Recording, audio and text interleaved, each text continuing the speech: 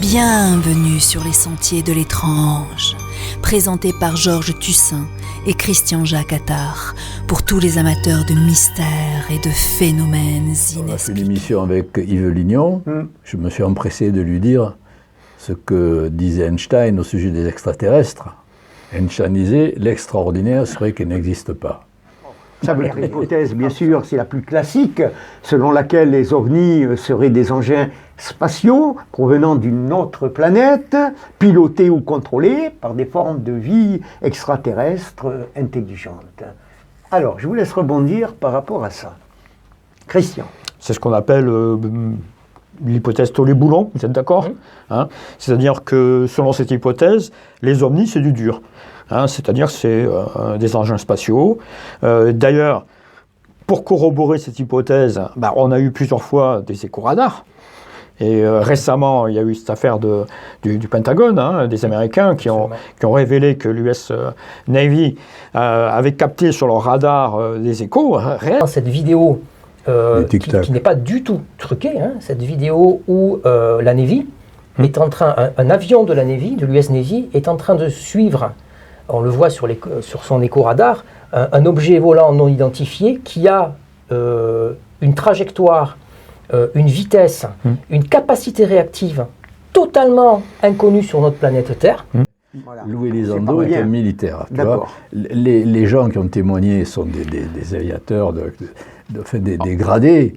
Il y a Tim Gallaudet aussi, qui est un amiral de la Navy, qui dit que les ovnis ont des bases... Le mystère des Bermudes, et avec Charles Berlitz. Oui, tout à fait. Avec une révélation d'un Américain qui a plongé dans les Bermudes, en fait, et lors de sa plongée, il aperçoit ce qu'il nomme, lui, des portes. C'est l'hypothèse spirituelle, mystique, par rapport aux religions, l'apparition de la Vierge. La Vierge de Fatima, quand même. Je ne sais pas ce que vous en pensez, là, par contre. Pour moi, c'est une extraterrestre. Pour moi, c'est E.T. Le soleil qui tourne, 70 000 personnes qui sèchent en 10 minutes, parce qu'il y avait un orage pas possible.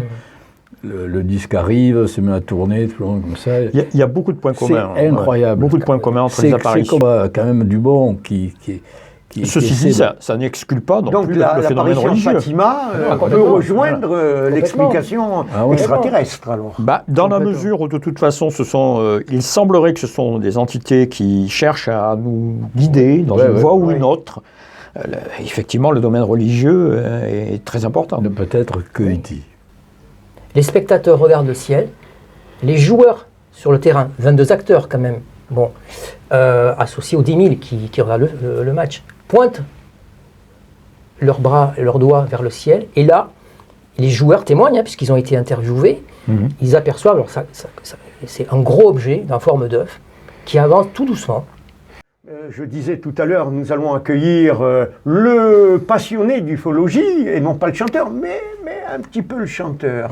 Parce que Mike Shannon vient de sortir une de ses dernières chansons.